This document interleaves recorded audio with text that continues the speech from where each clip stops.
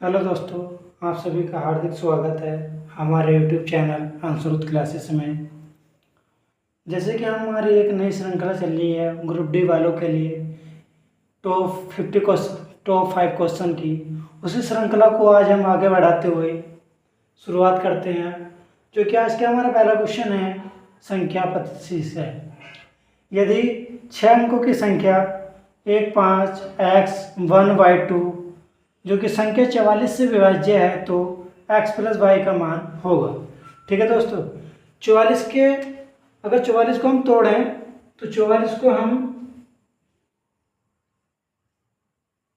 11 into 4 में तोड़ सकते हैं।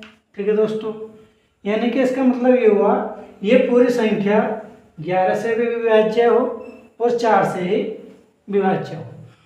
4 का नियम हमारा ये कहता है कि लास्ट के दो अंक हमारे विभाज्य होने चाहिए। अब लास्ट के दो अंक विभाज्य होने के लिए सबसे पहले सब में छोटी वैल्यू क्या रखनी चाहिए हमें। अगर हम y की वैल्यू यहाँ 0 रखें, सबसे छोटी वैल्यू तो यही है 0, तो 4 से विभाज्य करो। अगर इसको हम 0/2/4 से विभाज्य करेंगे तो 2 जाने का नहीं पूरा, तो आप 0 की जगह हम क्या रखें, इससे बड़ा 1 रख के देखें तो 4 3 बार यानी कि पूरा चला गया। यानी कि हम कह सकते हैं y की वैल्यू 1 होगी। ठीक है दोस्तों, y की वैल्यू क्या होगी 1, y बराबर 1।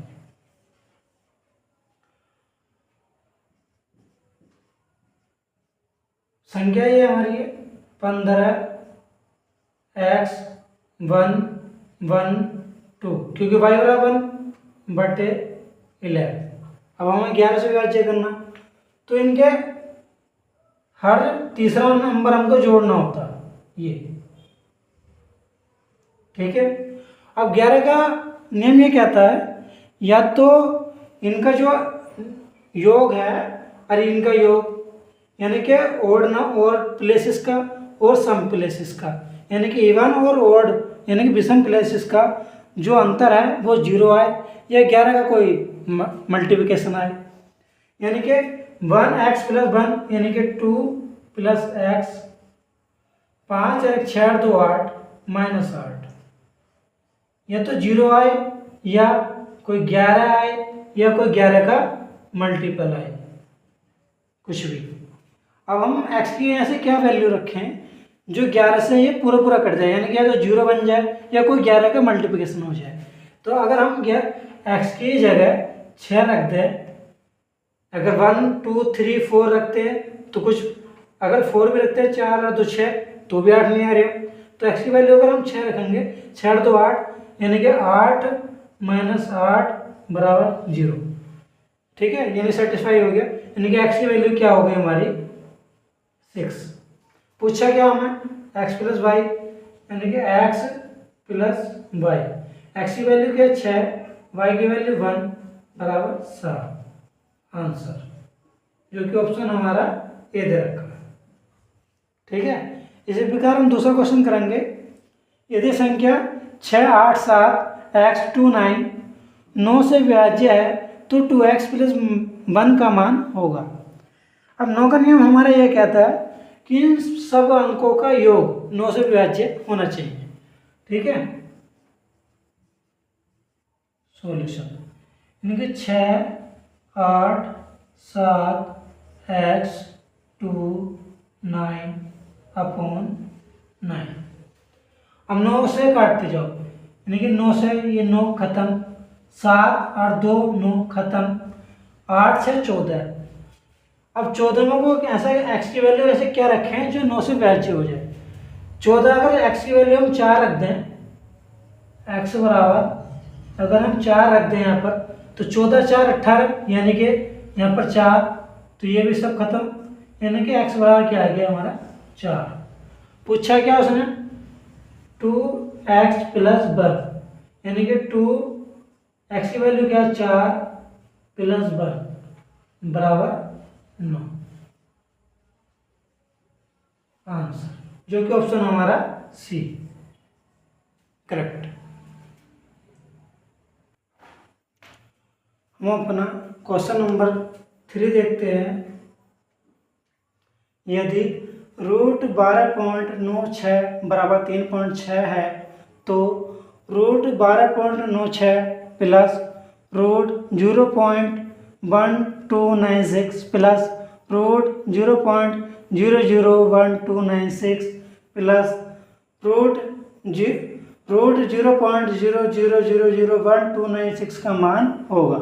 ठीक है दोस्तों, यानी कि रूट 12.96 की वैल्यू कितनी दे रखी है? 3.6, यानी कि इसकी वैल्यू क्या दे रखी है? सॉल्यूशन 3.6। अब ये पॉइंट के बाद कितना अंक है? 4, 1 और 2, यानी कि 2 और 2 4 पेयर में, यानी कि ये भी कितना आएगा? 0.36। सही है। अब यहाँ पर कितना है? 2 4 6, तो 0.036 जितना उसमें, यानी कि पेयर का होता है, हमेशा रूट पेयर का निकलता है। अब जितने अगर 6 हो तो 0.3 के बाद आएगा, पॉइंट के बाद अगर 4 हैं तो 0.2 के बाद आएगा। ठीक है, ऐसे इसमें कितने? 2 4 6 8, तो 0.4 के बाद आएगा 1 2 3 6। ठीक है, अब इनको सबको हमें क्या करना? जोड़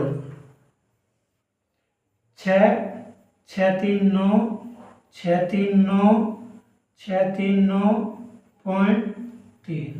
ठीक है, यानी कि आ गया हमारा आंसर 3.9996 आंसर, जो कि ऑप्शन हमारा ए।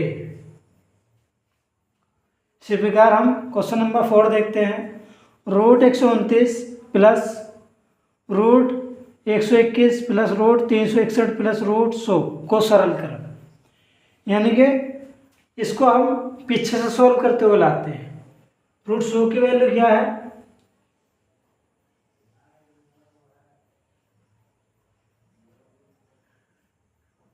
रूट 100 की वैल्यू क्या है?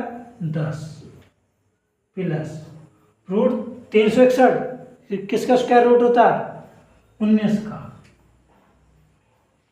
प्लस स्क्वायर रूट याद करने पड़ेंगे दोस्तों। 121 11 का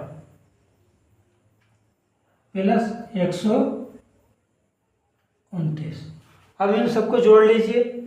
10 11 और 19 30 और 10 40 और 129 प्लस 40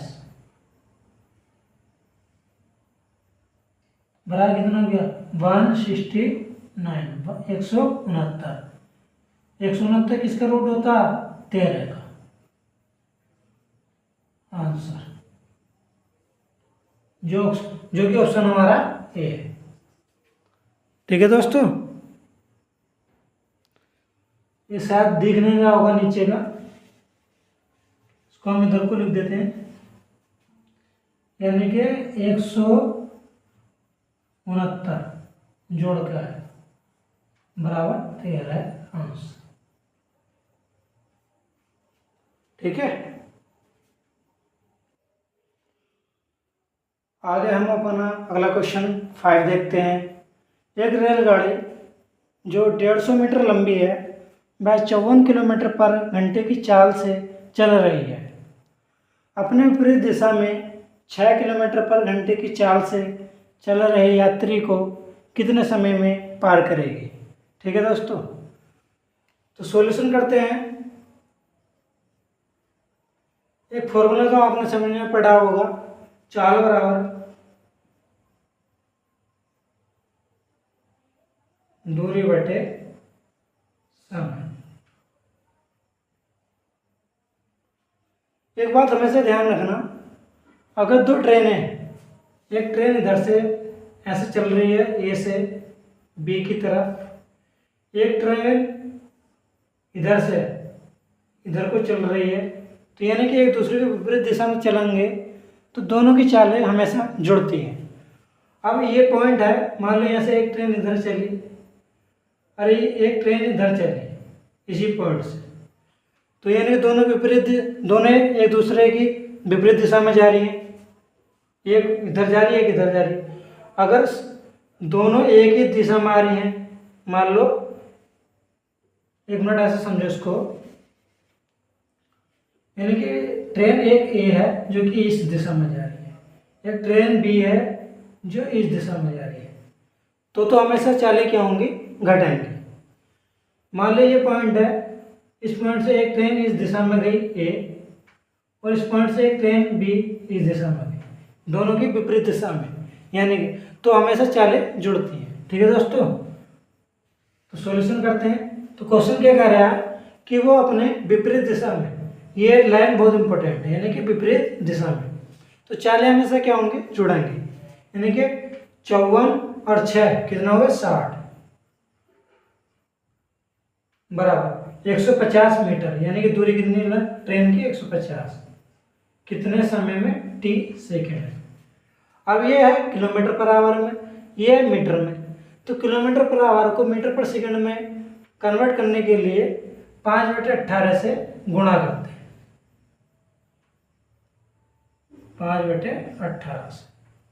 ठीक है, अगर मीटर पर सेकंड होता तो 18/5 से करते हैं।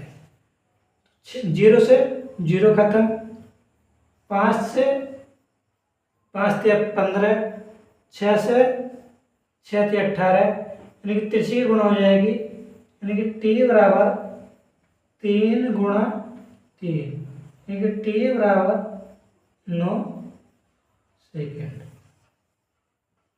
आंसर जो कि ऑप्शन हमारा सी। इसी प्रकार हम अगला क्वेश्चन 6 देखते हैं। एक समबाहु त्रिभुज का क्षेत्रफल 9√13 है, तो समबाहु त्रिभुज की परिधि ज्ञात कीजिए। ठीक है, तो पहली बात तो समबाहु त्रिभुज होता क्या है वो समझेंगे। समबाहु त्रिभुज यानी कि जिसके सारी भुजाएं सेम है।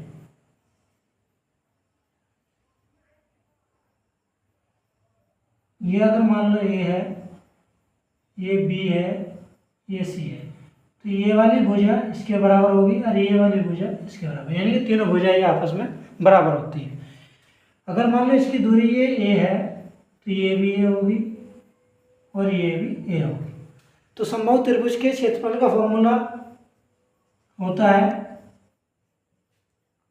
क्षेत्रफल का फॉर्मूला क्या होता है, √3/4 इंटू भुजा का स्क्वायर। ठीक है, अब हमें क्षेत्रफल क्या रखा है, 9√13, यानी कि 9√13 बराबर √3/4 इंटू भुजा को ए कह लो, ए स्क्वायर, √3 से √3 खत्म, 4 की तरफ क्रॉस मल्टीप्लिकेशन, 9 इंटू 4 पे रूट बराबर ए। तो 9 का रूट कितना होता है, 3, और 2, 4 का 2, यानी कि 6। अब परिधि क्या होती है, परिधि होती है यानी कि तीनों भुजाओं का योग, परिधि।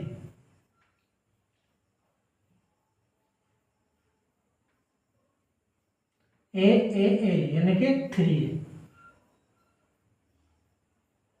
तो 3 गुणा ए की वैल्यू कितनी आई हमारा, 6, यानी कि 18 सेंटीमीटर, आंसर जो कि ऑप्शन हमारा डी दे रखा। ठीक है दोस्तों, थैंक यू सो मच।